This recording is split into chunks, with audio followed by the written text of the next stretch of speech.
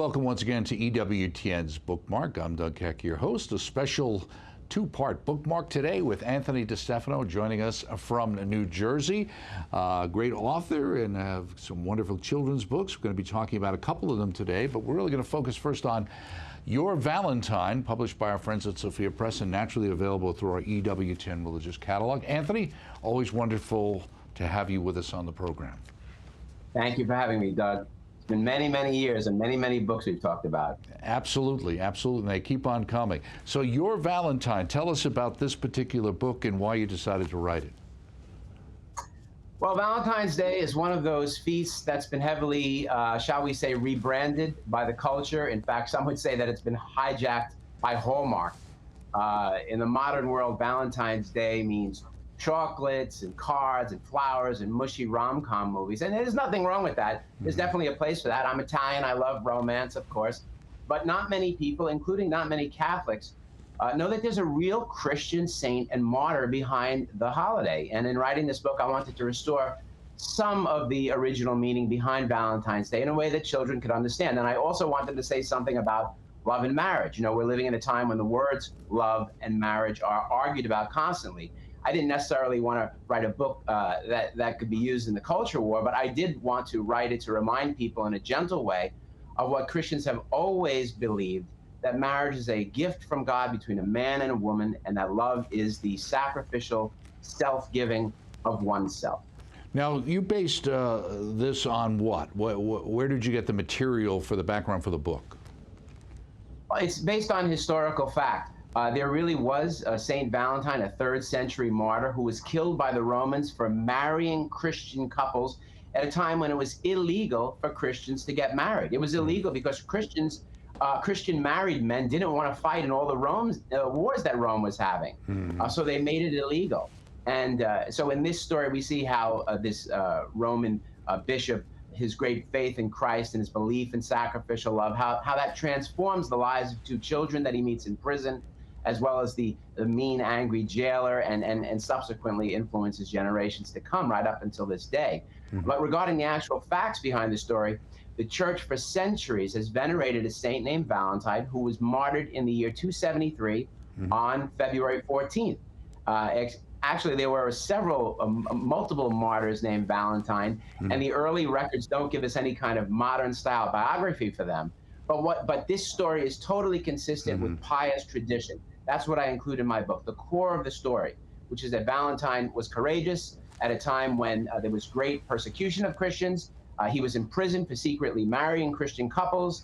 He had a connection with the jailer's family, and there was a healing of a blind girl. Plus, there was a famous Your Valentine letter that he wrote to the jailer's daughter before he was executed, which became the basis, legend has it, for present modern-day romantic messages of love. Okay, with that said, we're going to take a look at the video you produced reading this book. So let's take a look at that.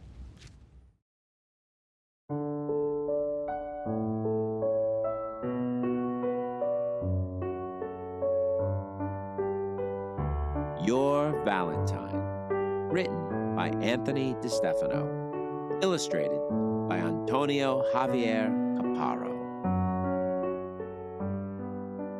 In the land of ancient Rome, once upon a time, the act of getting married was considered quite a crime.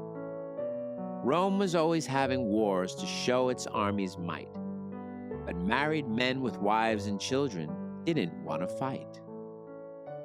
No more marriage, Rome proclaimed. No more taking wives. Those who broke the Roman law were threatened with their lives. But at that time, there lived a Christian, loving, brave, and kind. He was a bishop of the church, whose name was Valentine. When Christian couples fell in love and wanted to be wed, Valentine would marry them in secret, it was said. He told the couples whom he married they must never part, then gave them each a little gift, a cut-out paper heart. One day, soldiers caught the bishop with a groom and bride. They took him to a prison, and they locked him up inside. In the prison worked a boy. Marcus was his name. He couldn't walk without a limp. His leg was weak and lame. The jailer often yelled at him because he moved so slow. But Valentine assured the boy, "It's not your fault, I know." The two struck up a heartfelt friendship, speaking through the day. Marcus swept and cleaned the jail, while Valentine would pray. Marcus asked the bishop once if miracles were real. The bishop thought that Marcus hoped his crippled leg might heal. "My limp is fine," the boy replied. "I honestly don't mind. My hope is not for me, but for a girl I know who's blind." Marcella is the blind girl's name. She's kind and sweet and good. I wish the God you talk about would help her if he could. Her father is the jailer here, the one who's always mad. He's really not a bad man, though. Her blindness makes him sad. All the children pick on her because she lost her sight. They trip her and they make her fall. It's mean and just not right. The bishop looked at him with love and smiled tenderly. "With God, all things are possible, so bring your friend to me." Marcus took her to the jail, guiding her with care. He led her to the bishop's cell so he could meet her there. The bishop asked about her life and why she couldn't see. She said she had an eye disease when she was only 3. She said that Marcus helped her walk and that he was her friend. She said he was the only one on whom she could depend. Marcella said her father couldn't see that he was kind. The bishop said a person could have sight and still be blind. The bishop took Marcella's hand. The blind girl felt his touch. He said to her, "Dear little girl, God loves you oh so much." Just then the jailer thundered in and slapped the young boy's face. "How dare you bring my daughter to this dark and dirty place?" He grabbed Marcella's hand and left, shouting all the while, "A prison's not a proper place to take a little child." After this, the jailer kept his daughter far away, but Valentine kept praying for her every single day. Soon the Roman ruler came to visit Valentine. He said, "You must give up your faith to be a friend of mine. Never make a Christian couple into man and wife. If you disobey this law, you must give up your life." Valentine began to speak. The sun shone from above. "Marriage is a gift from God. I'll gladly die for love. Love between a man and woman is a holy thing. Joining them together can't be stopped by any king. I follow only Jesus Christ," the Christian bishop roared. "Jesus is my Savior and my Sovereign and my Lord." The emperor, now filled with rage, looked him in the eye. "There's nothing else that I can do. I sentence you to die."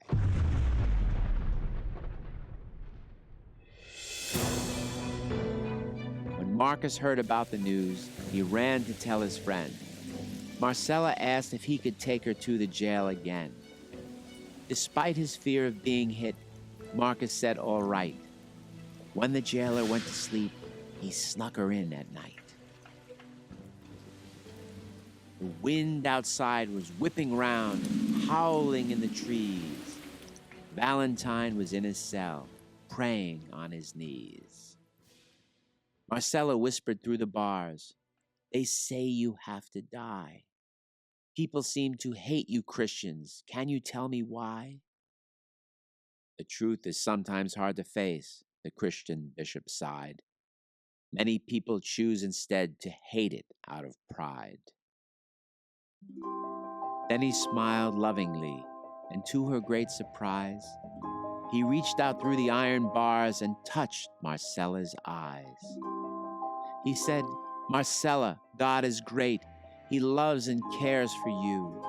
Do you believe with all your heart that what I say is true? Do you believe that Jesus Christ can make your eyes like new? Marcella clasped her hands in prayer and bravely said, "I do."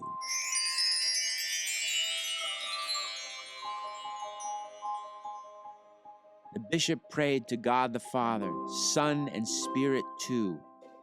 Marcella opened up her eyes, which now were sparkling blue.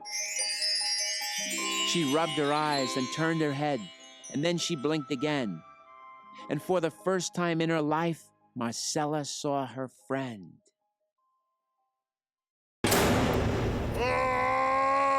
Suddenly, the prison door came flying open wide. The jailer screamed and cursed at Marcus, rushing from outside. "You brought Marcella here again, you miserable disgrace." He took the crutch that Marcus used and waved it at his face. Marcella quickly stepped between and told her father no. Her eyes were full of light and love. Her face was all aglow. Her father froze and shook his head in wonder and surprise. He stopped his awful screaming and he gazed into her eyes. Then he dropped the crutch he held and fell down on his knee. He hugged his little girl and cried, "My daughter, you can see." The jailer turned to Marcus and embraced the little boy. He said, "I'm so sorry," as his eyes streamed tears of joy. After that, the jailer showed the bishop great respect, treating him in special ways that no one would expect. He felt so deeply grateful that his daughter now could see.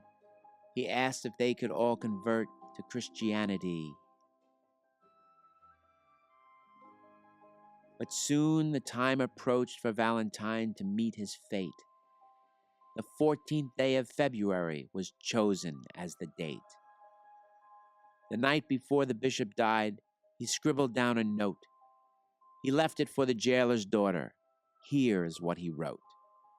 "Dear little one, you precious girl, I'm happy you can see.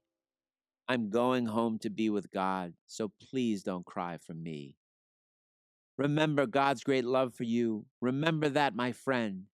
And love that comes from God in heaven doesn't ever end. I pray the light that you've received will always brightly shine." The bishop signed the note with love and closed, "Your Valentine."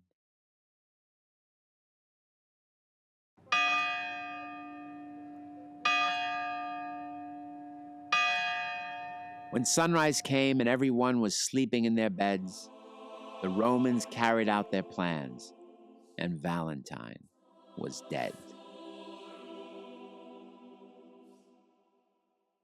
They buried him not far from Rome, beneath a roadside cave.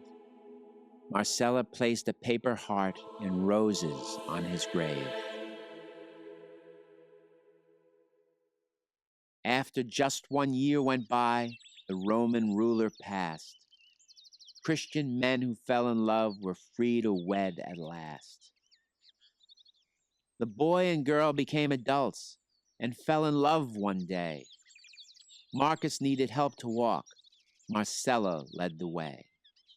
They married soon and spent their lives together side by side and tried to spread the story of the bishop far and wide. Valentine became well known. The church increased his fame. Declaring him a holy saint immortalized his name. Today we send out cards and hearts to those we hold most dear, to honor this great saint whose light still shines so bright and clear. For Valentine now lives in heaven, watching from above.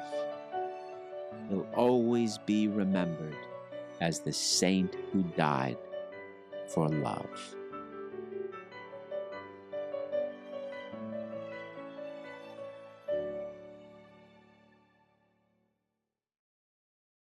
Well, there we have it. Your Valentine is read by its author, Anthony DeStefano.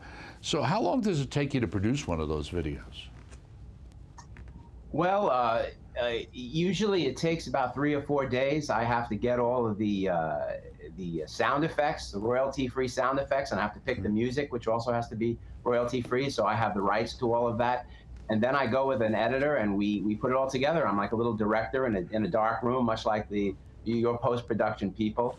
And it's a lot of fun. It's a very collaborative process with an editor, and I love it because when you put music to a story, it's like you're making a little mini movie, so that people can actually step inside. In this case, ancient Rome. Well, let me ask you. You usually use various artists for illustrators in your book. This one, is this a new gentleman who worked on this book, or where did you pick him from? I've used him once before.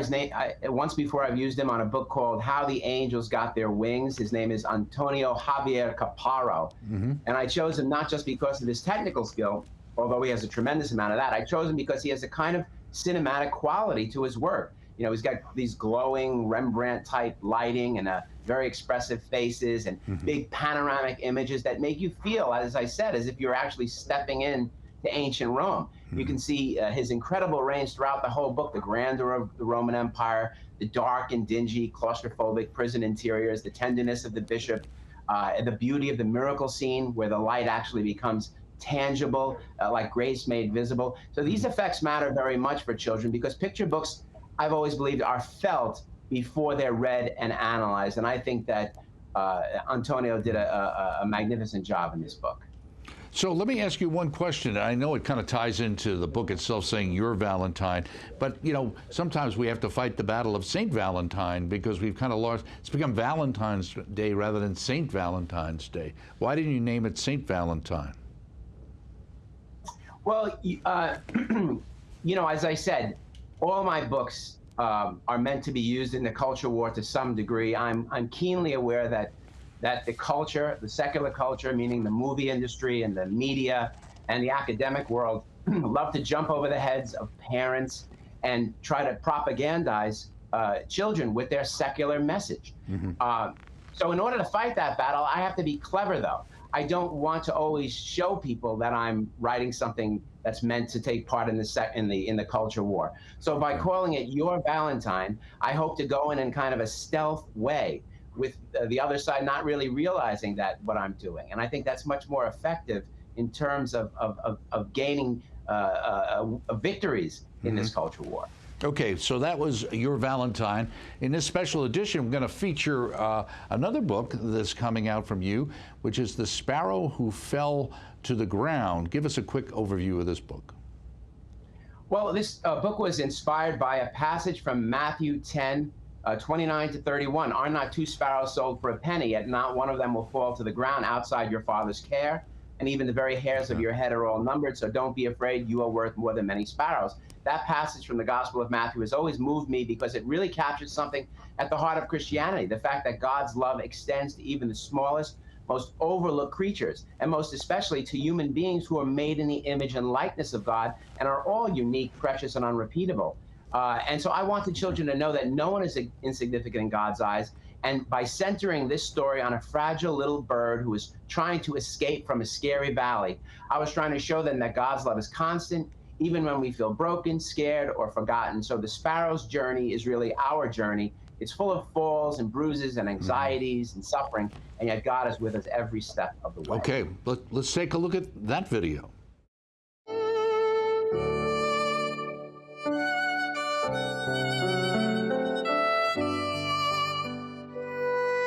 The Sparrow Who Fell to the Ground, written by Anthony DeStefano, illustrated by Richard Cowdrey.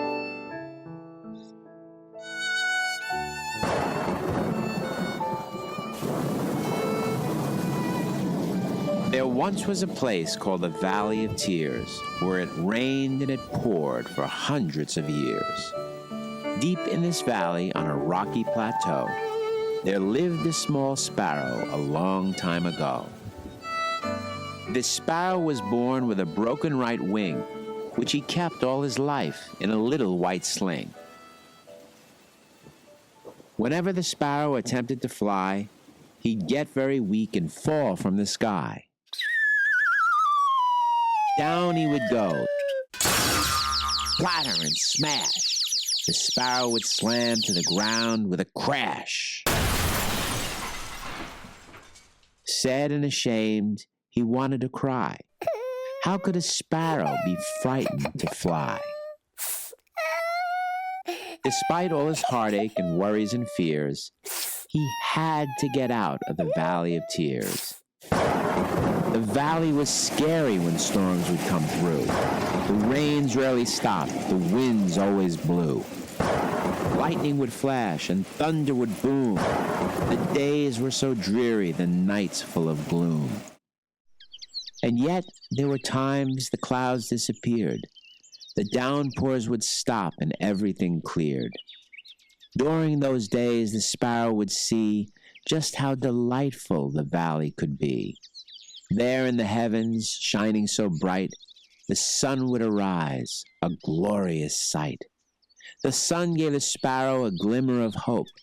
Maybe he somehow could fly up the slope.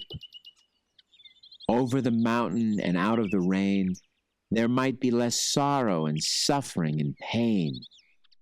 He got so excited he took off his sling. Throwing it down, he freed his right wing. He furrowed his brow and said a short prayer, then ran to the cliff and leapt in the air. But just as he rose, he started to stall. He hung in the air, then started to fall. Dropping and whooshing, he plummeted down, boinking his beak when he hit the hard ground. "Oh no," cried the sparrow, "I'm doing this wrong. I must find a way to make my wings strong." He spotted a twig, then using some string, he wrapped it around his broken right wing. Then running and flapping with all of his might, he jumped off the cliff and started his flight.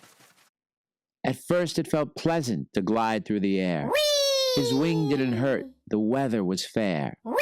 The freedom of flying was good for his soul. Whee! He even tried doing a loop and a roll. But just at that moment, the sky turned to black. A lightning bolt thundered and rumbled and cracked. The wind shrieked and groaned, the rains pounded down. The gusts tossed and shook the small sparrow around. He heard his wings snap, then felt himself drop. He crashed in the puddle, kersplash and kerplop.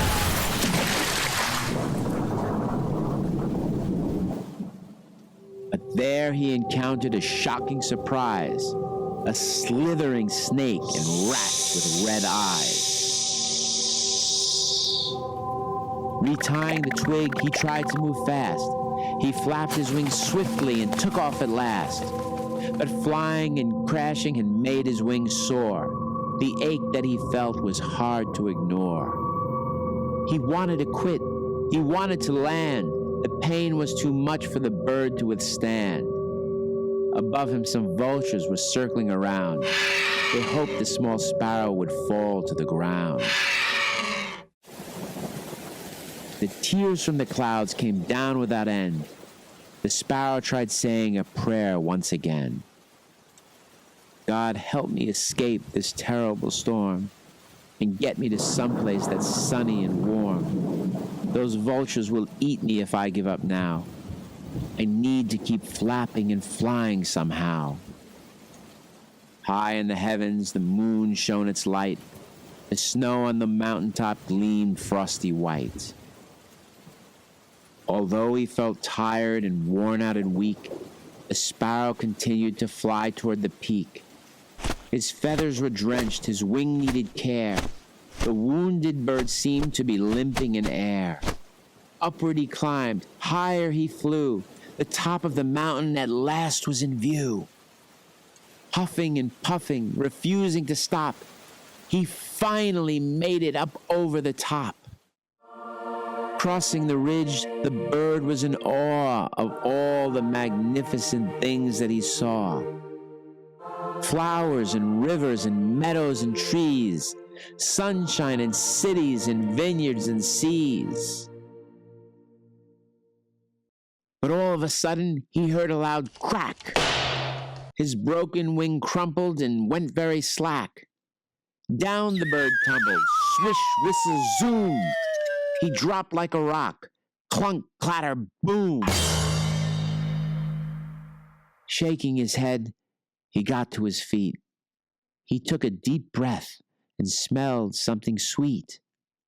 The smell came from lilies that rose from the ground, thousands of lilies that grew all around. The bird stumbled forward and clutching his wing, it felt torn and mangled and started to sting. He came to a garden, lush and serene, with trees full of flowers and grass emerald green. The garden was filled with animals too. A bunny, a sheep, a bird that was blue. An ox and a camel and donkeys were there. There seemed to be all kinds of life everywhere. Off in the corner, he spotted a boy, planting some seeds and smiling with joy. The boy saw the sparrow, and turning his head, he called out to him and quietly said, "I see that you're hurting. Come over here. Stretch out your wing. There's no need to fear." Touching it lightly, he felt for the base. Then moving it slowly, he put it in place. And forming a cross with 2 sticks of wood, he fastened it gently until it felt good. "Your wing will mend fast with a splint that I've made. You see," said the boy, "I'm a carpenter by trade." In no time at all, the sparrow had healed, there by the lilies that grew in the field. The days overflowed with playing and fun, but mostly he cherished the light from the sun. Soon he was soaring and flying above, happy to be in this land full of love. Yes, he had suffered for many a year, but all of his suffering had led him to here. The sparrow was grateful he fell to the ground. He'd been lost in the valley, but now he was found.